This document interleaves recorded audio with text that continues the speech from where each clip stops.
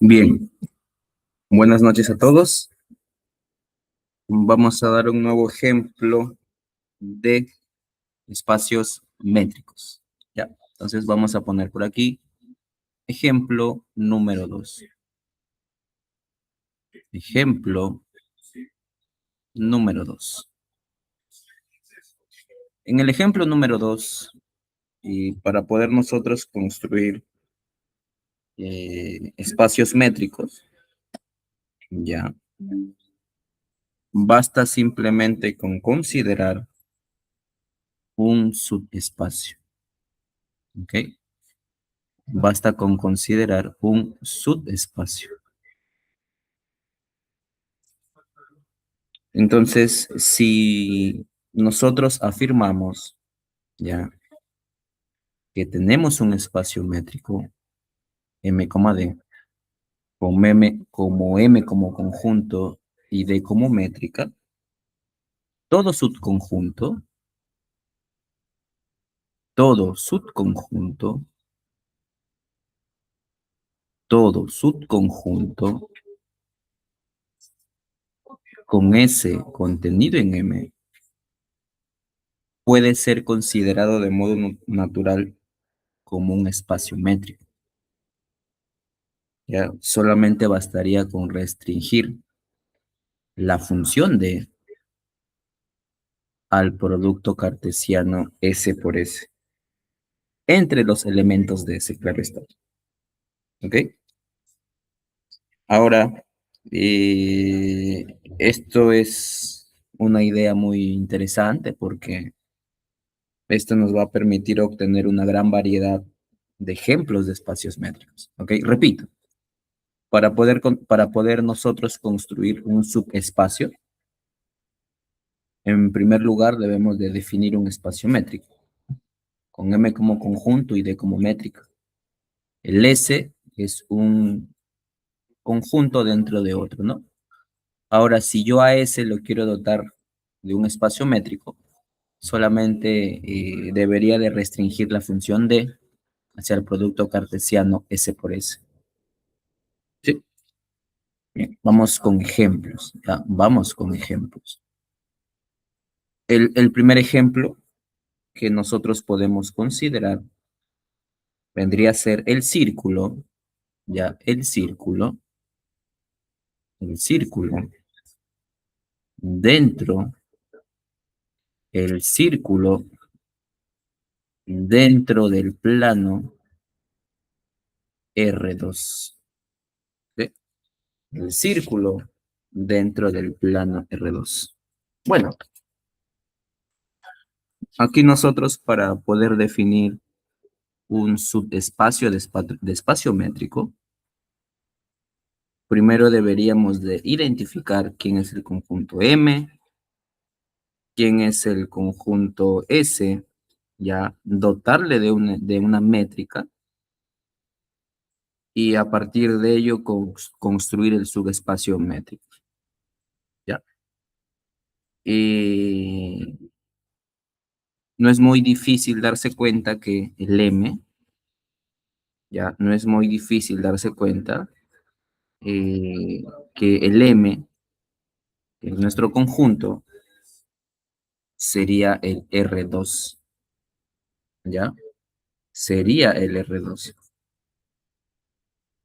Bien, entonces vamos a hacer lo siguiente, ¿no? Consideremos el M, ¿ya? El M para nuestro caso vendría a ser el R2, ¿ok? También voy a considerar dos puntos, ¿ya? Supongamos que el punto P tenga de coordenadas X1 y Y1. Y bueno, también nosotros vamos a asumir, ¿ya? También nosotros vamos a asumir que el punto Q tiene como coordenadas X2 y Y2. Además de ello, vamos a considerar la distancia euclidiana habitual entre dos puntos, en R2, ¿no? Y bueno, recordar que la distancia entre dos puntos en R2 se define de la siguiente manera. Tenemos raíz cuadrada, ya, vamos a considerar por aquí, raíz cuadrada de x1 menos x2 todo al cuadrado, más y1 menos y2 todo elevado al cuadrado. Esta distancia en realidad se comprueba que es un espacio métrico, o es una métrica, ya por ahí es muy sencillo probar que se cumplen las 4 condiciones para que una distancia pueda ser considerada una métrica. En particular, esta distancia entre dos puntos en R2 es una métrica, ¿ya? Entonces, ya tengo mi par, ¿no? Tengo el par M, D, con M como R2, y la métrica vendría a ser esta distancia entre dos puntos. ¿Ya? Además de ello, vamos a considerar el subconjunto S, ¿ya? Vamos a considerar el subconjunto S. El subconjunto S, para nuestro caso, vendría a ser el círculo. Nosotros sabemos que el círculo se compone de aquel par de puntos pertenecientes a R2, tal manera que x cuadrado más y cuadrado sea igual a 1. Ahí está. ¿Sí? O sea que básicamente tendríamos algo así, ¿no? Por acá voy a dibujar el plano R2, ¿ya? Este es el plano R2, ¿ok? Y si yo considero cualquier par de puntos, supongamos que por aquí está el punto X, supongamos que por aquí está el punto Y. Si tú quisieras hallar la distancia entre esos dos puntos de X a Y, lo tienes que hacer mediante la fórmula que está aquí, distancia entre esos dos puntos, ¿ok? Pero estamos considerando que en R2, como subconjunto, vamos a tener a S, ¿ya? Entonces, S es un círculo. Ahí está el circulito. Bueno, ¿qué más hacemos? Dentro del círculo, voy a considerar dos puntos, ¿ya? Supongamos que considere este puntito que llamo X. Supongamos que tengo este puntito que llamo Y. La pregunta habitual sería, ¿no? ¿Cuál sería o cuál es la distancia entre esos dos puntos? Bueno, como el círculo está dentro de R2, tenemos o podemos usar la misma distancia que se aplica en R2. ¿Ya? Entonces, la métrica inducida, o para medir la distancia entre dos puntos situados sobre la circunferencia o sobre el círculo, sobre la circunferencia, usamos la recta que las atraviesa en el plano, ¿no? ¿Ok? Muy bien. Ese sería un primer ejemplo de subespacio. ¿Sí? Muy bien. Segundo ejemplo, ya vamos a poner un segundo ejemplo. Vamos a considerar a nuestro conjunto grande, a M, como el conjunto de los números reales. Y además de ello, vamos a considerar la distancia habitual. ¿Ya? Vamos a considerar la distancia habitual en la recta. Distancia de X a Y es igual al valor absoluto de X menos Y. ¿Ya? Entonces, si nosotros ponemos por aquí el par, MD, el M es el conjunto R, el D, que es esta distancia, se comprueba fácilmente que es una métrica. Por lo tanto, M con D sería un espacio métrico. ¿Ya? Ahora voy a considerar el siguiente subconjunto, que le voy a llamar subconjunto S. El subconjunto S va a ser el intervalo cerrado que va de 0 a 1. O sea, básicamente lo que estoy diciendo es lo siguiente, ¿no? Por ahí tengo la recta real R. A esta recta real R, si nosotros ubicamos dos puntos cualesquiera, supongamos que este sea el X y este sea el punto Y, la distancia entre esos dos puntos lo calculo mediante esta expresión, ¿no? Esa misma historia va a suceder si es que tú consideras un subconjunto. ¿Ok? Supongamos que el subconjunto en R sea el intervalo cerrado 0, 1. Si tú quieres medir la distancia entre estos dos puntos o este intervalo, tendrías que usar esta distancia. ¿Ok? Por lo tanto, ¿cuál sería la métrica inducida? Bueno, la métrica inducida podemos decir que, la métrica inducida podemos decir que la distancia entre cualquier par de puntos en 0, 1 sigue siendo el valor absoluto de su diferencia. ¿Ok? Muy bien, ya está.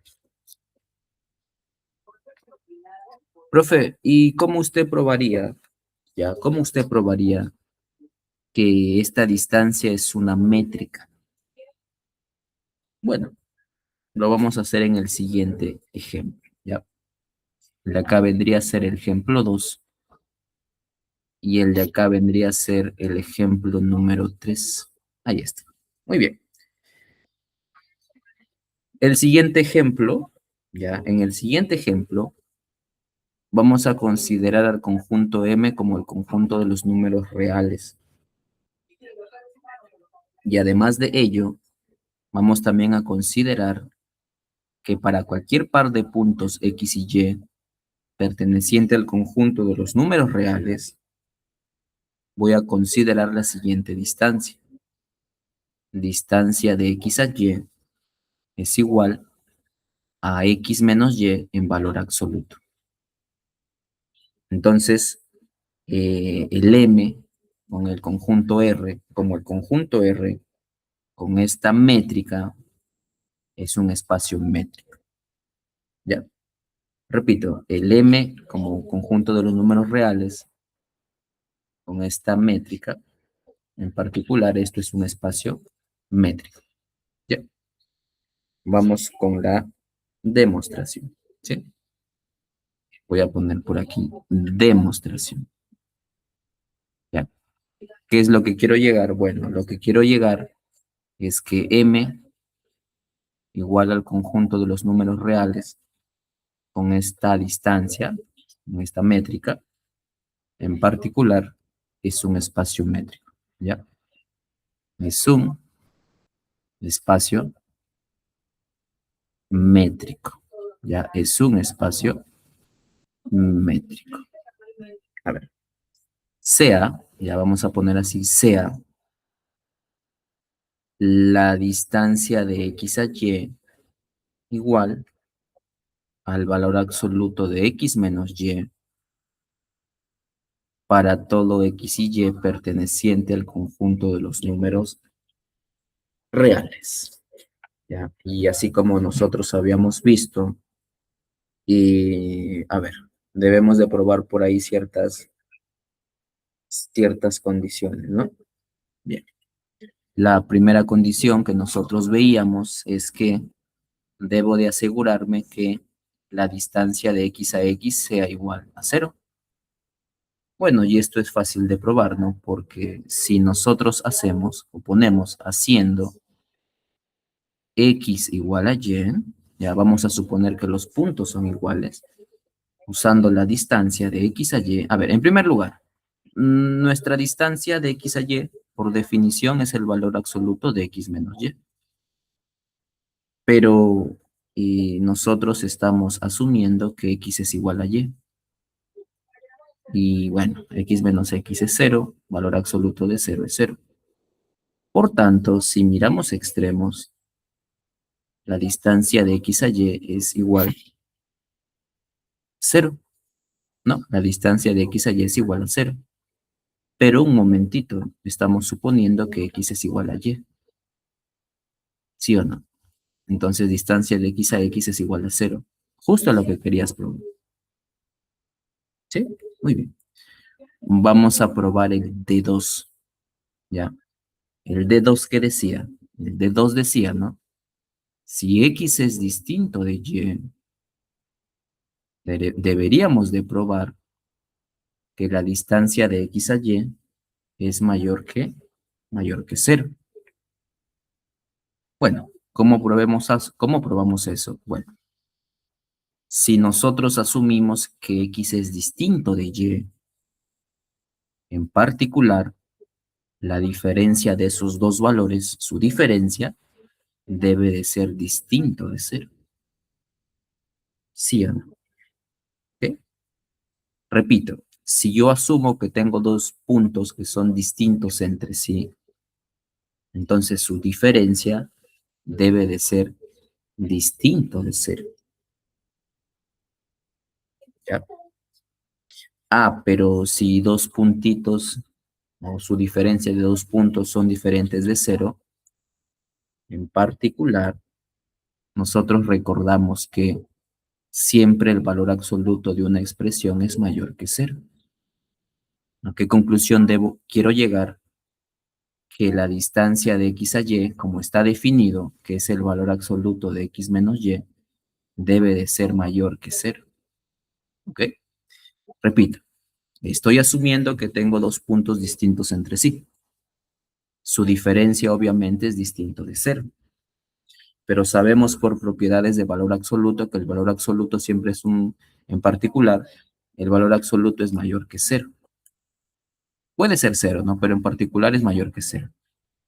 O sea que si dos puntitos son diferentes de cero, en particular, su valor absoluto es mayor que cero.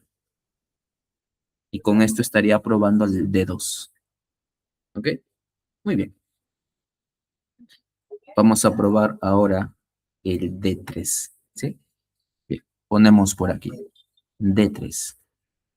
Para poder probar el D3, debo de asegurarme que la distancia de x a y debe de ser igual a la distancia de y a x. Es la simetría. A ver, ¿qué hacemos? Bueno, en primer lugar pongo distancia de x a y esto, según como está definido, esto es igual al valor absoluto de x menos y. Ya, el igual al valor absoluto de x menos y. Pero esta expresión lo puedo escribir así, mírame, como menos y menos x. Porque menos y, ahí está, y menos menos x sería positivo x. Ya solamente le estoy aplicando, ¿no? O lo estoy escribiendo de esa forma. Además, tú debes de recordar que el valor absoluto de A se puede escribir como el valor absoluto de menos A. ¿Sí? Bien. Bueno, aquí ¿qué hacemos? Aplicas tus propiedades de valor absoluto. Nos quedaría, ¿no? Valor absoluto, acá hay un 1, se sobreentiende. Valor absoluto de menos 1 por valor absoluto de y menos x. ¿Cierto? ¿Ok? Bueno, sabemos nosotros que el valor absoluto de menos 1 es 1 por el valor absoluto, ya, por el valor absoluto de y menos x. Ahí está. Y 1 multiplicado por el valor absoluto de y menos x, ¿sí? Vendría a ser igual al valor absoluto de y menos x. ¿Sí? Muy bien. Y esto es bueno, ¿no? Porque si nosotros observamos, justo esta definición vendría a ser la distancia que hay de y a x. Por tanto, si nosotros miramos extremos, la distancia de x a y es igual a la distancia de y a x. Y así estaría probando el D3. Muy bien. Probemos ahora el D4. ¿Qué dice D4? D4 dice, ¿no? Para, a ver, decimos, ¿no? La distancia de x a z debe de ser menor o igual a la distancia de x a y más la distancia de y hacia z. Bien, hagamos la demostración, ¿sí? Hagamos la demostración. Bueno, voy a considerar para todo x y y perteneciente al conjunto de los números reales, ¿sí? La distancia de x a z por definición se escribe como, ya por cómo está definida nuestra distancia, sería valor absoluto de x menos z. ¿Sí o no? Incluso al x menos z voy a hacer el siguiente artificio. Le voy a agregar un menos y, y para que no se altere, le voy a sumar un más y. Ya, le voy a agregar un y. Bueno, el menos z lo dejamos igualitito. ¿Sí? Ahí está, lo dejamos igualitito. Ah, pero nosotros sabemos lo siguiente. Ya, vamos a poner por aquí, usando la desigualdad triangular. Ya, usando la desigualdad triangular. ¿Qué establece la desigualdad triangular? Bueno, la desigualdad triangular establece que el valor absoluto de A más B es menor o igual que el valor absoluto de A más el valor absoluto de B. ¿Ok?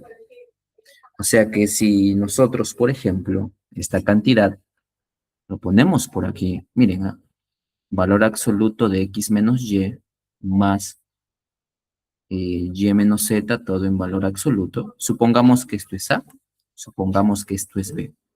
Usando la definición de desigualdad triangular, esta cantidad es menor o igual que A, que el valor absoluto de A, pero el A estamos asumiendo como si fuera el x menos y. El B estamos asumiendo como si fuera el y menos z. ¿Sí o no? Ah, pero justo esta expresión es la definición que hay desde la distancia que existe de x a z.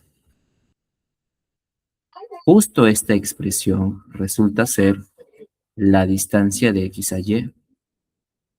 Y esta notación vendría a ser la distancia de y hacia z, que fue justo lo que nosotros queríamos probar. Y como probamos de 1, de 2, de 3 y de 4, luego podemos afirmar que m, bueno, m recordar que fue el conjunto de los números reales, y d, que fue la distancia en valor absoluto de x menos y, ese par resulta ser un espacio métrico. ¿Ok? Resulta ser un espacio métrico. Ahí está. Muy bien. Muchas gracias y espero les haya gustado el videito. Hasta pronto.